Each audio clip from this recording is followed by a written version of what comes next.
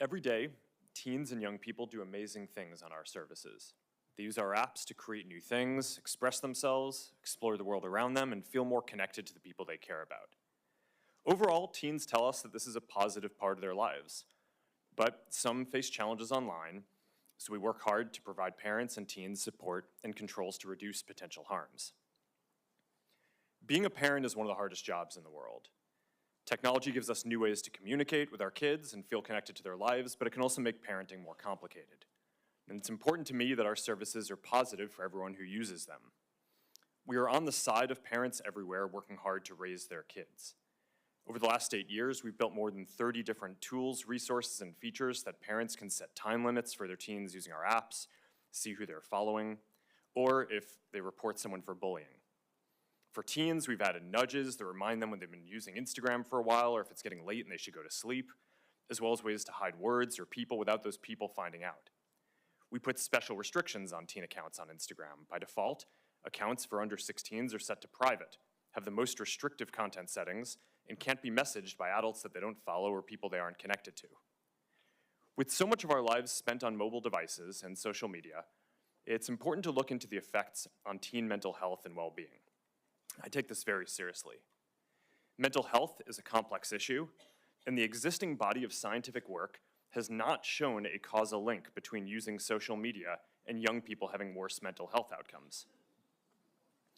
A recent National Academies of Science report evaluated over 300 studies and found that research, quote, did not support the conclusion that social media causes changes in adolescent mental health at the population level, end quote. It also suggested that social media can provide significant positive benefits when young people use it to express themselves, explore and connect with others. Still, we're going to continue to monitor the research and use it to inform our roadmap. Keeping young people safe online has been a challenge since the internet began, and as criminals evolve their tactics, we have to evolve our defenses too. We work closely with law enforcement to find bad actors and help bring them to justice, but the difficult reality is that no matter how much we invest or how effective our tools are, there's always more to learn and more improvements to make. But we remain ready to work with members of this committee, industry, and parents to make the internet safer for everyone. I'm proud of the work that our teams do to improve online child safety on our services and across the entire internet. We have around 40,000 people overall working on safety and security, and we've invested more than $20 billion in this since 2016, including around $5 billion in the last year alone. We have many teams dedicated to child safety and teen well-being, and we lead the industry in a lot of the areas that we're discussing today.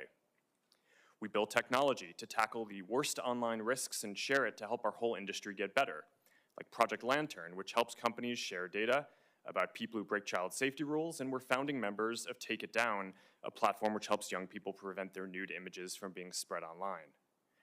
We also go beyond legal requirements and use sophisticated technology to proactively discover abusive material. And as a result, we find and report more inappropriate content than anyone else in the industry.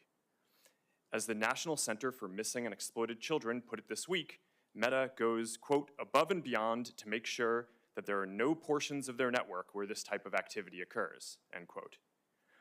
I hope we can have a substantive discussion today that drives improvements across the industry, including legislation that delivers what parents say they want, a clear system for age verification and control over what apps their kids are using. 3 out of 4 parents want App Store age verification, and 4 out of 5 want parental approval of whenever teens download apps. We support this. Parents should have the final say on what apps are appropriate for their children and shouldn't have to upload their ID every time. That's what app stores are for. We also support setting industry standards on age-appropriate content and limiting signals for advertising to teens to age and location and not behavior. At the end of the day, we want everyone who uses our services to have safe and positive experiences. Before I wrap up, I want to recognize the families who are here today who have lost a loved one or lived through some terrible things that no family should have to endure. These issues are important for every parent and every platform. I'm committed to continuing to work in these areas, and I hope we can make progress today.